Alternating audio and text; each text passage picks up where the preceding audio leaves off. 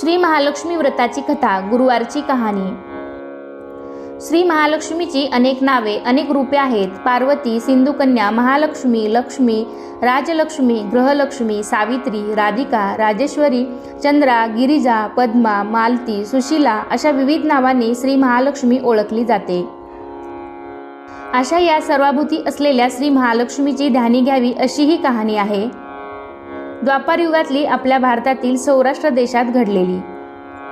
तेथे एक राजा राज्य करीत होता। त्याचे नाव होते भद्रश्रवा। तो शूर होता, दयाळू होता, प्रजादक्ष होता। 4 वेद, 6 शास्त्रे, 18 पुराणे याचे ज्ञान त्याला होते। अशा त्या राजाच्या राणीचे नाव होते सुरकचंद्रिका। राणी रूपाने सुंदर होती, सुलक्षणी होती आणि पतिनिष्ठ होती। त्यांना एकूण 8 अपत्ये होती, 7 पुत्र आणि त्यांच्यानंतर झालेली एक कन्या। राजा राणीने कन्येचे नाव शांबाला ठेवले होते। एकदा देवीच्या मनात आले, आपण राजाच्या राजप्रसादी राहावे, त्याने राजा आणखी सुखी होईल, प्रजेलाही तो आणखी सुख देईल, गरिबाकडे राहिले तर सगळ्या संपत्तीचा तो एकटाच उपभोग घेईल। म्हणून देवीने एका म्हातारीचे रूप घेतले, फाटकी वस्त्रे लावली, आधारासाठी काठी घेतली आणि काठी टेकत टेकत ती राणीच्या महालाच्या दाराशी आली। तिला पाहताच एक दासी पुढे आली। तिने म्हातारीला विचारले, कोण ग बाई तू, कोठून आलीस, काय काम काढलंस, तुझं नाव काय, गाव काय, काय हवंय तुला? म्हातारीचे रूप घेतलेली श्री महालक्ष्मी म्हणाली, माझं नाव कमलाबाई, द्वारकेला राहते मी, तुझ्या राणीला भेटायला आले, कुठे आहे ती?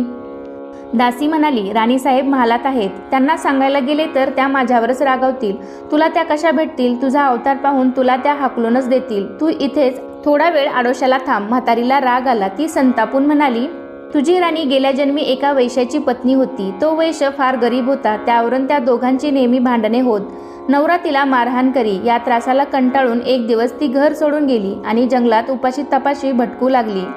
तिची ती अवस्था पाहून मला तिची दया आली, मी तिला ऐश्वर्य, सुख आणि संपत्ती देणाऱ्या श्री महालक्ष्मी व्रताची माहिती सांगितली।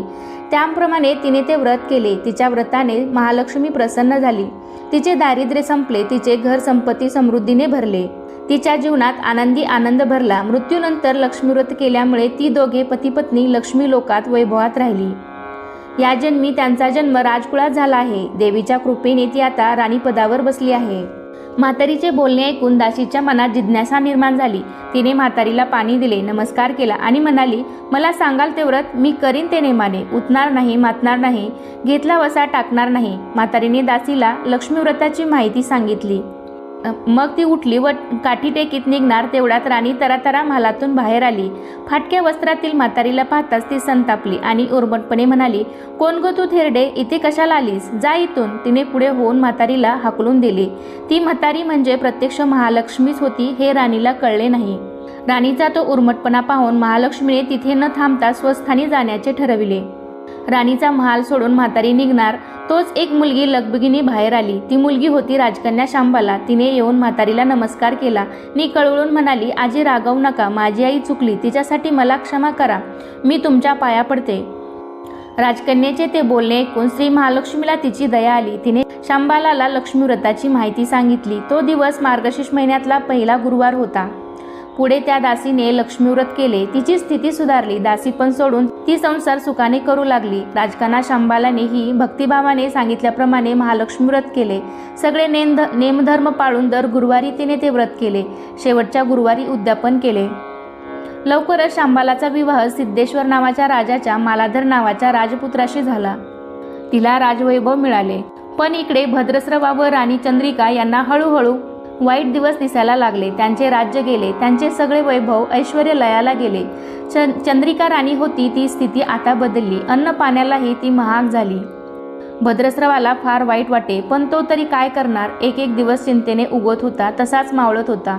एक दिवस भद्रश्रवाला वाटले मुलीकडे जावे, तिला पाहावे आणि 4-8 दिवस तिच्याकडे राहावे। त्याप्रमाणे तो जावयाच्या राज्यात आला। चालून चालून तो खूप दमला होता, म्हणून थोडा वेळ विश्रांती घेण्यासाठी तो एका नदीच्या काठी बसला। राणीची दासी नदीवर येत होती, तिने भद्रश्रवाला ओळखले। दासी धावत महालात गेली, राजाला बातमी सांगितली। शांबालालाही ते समजले। शांबाला आणि मालाधराने रथ पाठवून भद्रश्रवाला मोठ्या मानसन्मानाने राजवाड्यात आणले आणि त्यांचा आदर सत्कार केला। काही दिवस जावयाचा आणि मुलीचा पाहुणचार घेत भद्रश्रवा राजवाड्यात राहिला।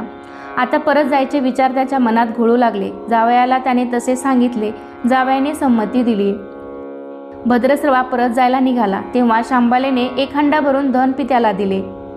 तो हंडा घेऊन भद्रस्रवा घरी आला. मुलीने धनाने भरलेला हंडा दिला आहे हे ऐकून सुरचंद्रिकेचा आनंद गगनात मावेना. घाईघाईने तिने हंड्यावरचं झाकण काढले. आत पाहिले तर काय, हंड्यात धन नव्हतेच, होते फक्त कोळसेच. महालक्ष्मीच्या अवकृपेने हंड्यातल्या धनाचे कोळसे झाले होते. चंद्रिकेने कपाळावर हात मारून घेतला. भद्रस्रवा हा चमत्कार पाहून चकित झाला होता. दुःखाचे दिवस संपत नव्हते, दारिद्र्याचे भोग सुटत नव्हते. सुरचंद्रिकेला एक एक दिवस काढताना जीव मेटाकुटीला येत होता. एक दिवस सुरचंद्रिकेच्या मनातही लेकीला भेटायची इच्छा निर्माण झाली. त्याप्रमाणे ते लेकीच्या घरी जाण्यासाठी निघाली. तो दिवस मार्गशीर्ष महिन्यातला शेवटचा गुरुवार होता. सुरचंद्रिका लेकीच्या घरी पोहोचली तेव्हा शांबाला व्रताचे उद्यापन करीत होती. शांबालाने आईकडूनही महालक्ष्मी व्रत करून घेतले. 4 दिवस मुलीकडे राहून सुरचंद्रिका परत आपल्या गावात आली. लक्ष्मीव्रत केल्यामुळे काही दिवसातच त्यांना त्यांचे पूर्वीचे वैभव परत मिळाले. राजप्राप्ती झाली. पुढे काही दिवसांनी आईवडिलांना भेटण्यासाठी म्हणून शांबाला माहेरी आली. पण बाप भेटायला गेला असताना त्याला शांबालेने कोळसा भरलेला हंडा तरी दिला होता, पण आपल्याला मात्र काहीच दिलं नाही हा राग राणीच्या मनात होता. त्यामुळे शांबालेचे व्हावे तसे स्वागत कुणी केले नाही. राणीने एक प्रकारे तिचा अपमानच केला होता. पण शांबालेला आईचा राग आला नाही. ती पुन्हा आपल्या घरी जाण्यासाठी निघाली. निघताना तिने पूर्वी बापाला दिलेला हंडा परत घेतला, त्यात मीठ भरले व तो हंडा घेऊन ती आपल्या सासरी आली. स्वगृही आल्यावर मालाधराने शांबालेला विचारले, माहेरून काय आणलंस? शांबालेने बरोबर आणलेल्या हंड्याकडे बोट दाखवले. मालाधराने झाकण काढून आत पाहिले तर हंड्यात मिठाचे खडे. मालाधराने चकित होत पत्नीला विचारले, हे काय? या मिठाचा काय उपयोग? शांबाला म्हणाली, थोडं थांबा म्हणजे कळेलच.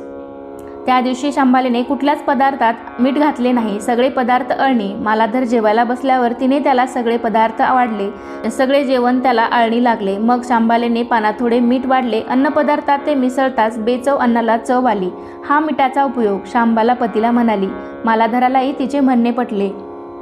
थोडक्यात जे कोणी श्री महालक्ष्मी व्रत श्रद्धेने आणि मनोभावे करतील त्यांना श्री महालक्ष्मी प्रसन्न होऊन त्यांच्यावर तिची कृपा होईल. पण श्रीमंती आल्यावर सुद्धा माणसाने उतू नये, मातू नये. नित्यनेमाने श्री महालक्ष्मी व्रत करावे. देवीचे मनन चिंतन करावे, म्हणजे देवी सदैव तुमच्या पाठीशी उभी राहील, तुमची कामना पूर्ण करील. अशी ही श्री महालक्ष्मीची कथा, गुरुवारची कहाणी. सुफळ संपूर्ण. श्री महालक्ष्मीची आरती. जय देवी जय महालक्ष्मी, वससी व्यापक रूपे तू स्थूल सूक्ष्मी. जय देवी करवीर पुरवासिनी, सुरवर मुनी माता, पुरहर वरदायिनी, मुरहर प्रियकांता, कमलाकारे जठरी जन्म विलाधाता, सहस्रवदनी भूधरण पुरे गुणगाता. जय देवी जय महालक्ष्मी, वससी व्यापक रूपे तू स्थूल सूक्ष्मी. जय देवी मातुलिंग गदा केटकर विकिरणी, झळके हाटक वाटी तू सरस पाणी. माणिक रसना सुरंग वसना मृगनयनी, शशिक वरदना राजस मदनाची जननी. जय देवी जय महालक्ष्मी, वससी व्यापक रूपे तू स्थूल सूक्ष्मी. जय देवी तारा शक्ती अगम्या शुभजगा गौरी, सौख्य मनती प्रकृती निर्गुण निर्धारी. गायत्री निज बीजा निगमागस सारी, प्रगटे पद्मावती निज धर्माचारी. जय देवी जय महालक्ष्मी, वससी व्यापक रूपे तू स्थूल सूक्ष्मी. जय देवी अमृत भरिते सरिते अगदुरिते वारी, मारी दुर्गट असुरा भवदुस्तर तारी. वारी माया पटल प्रणमत परिवारी, हे रूप चिद्रूप दावी निर्धारी. जय देवी जय महालक्ष्मी, वससी व्यापक रूपे तू स्थूल सूक्ष्मी. जय देवी चतुरानाने पुष्टित कर्माच्या ओळी, लिहिल्या असतील माते माझे निज भारी. कुसोनी चरणातळी पदसुमने क्षाळी, मुक्तेश्वर नागर क्षीरसागर बाळी. जय देवी जय महालक्ष्मी, वससी व्यापक रूपे तू स्थूल सूक्ष्मी. जय देवी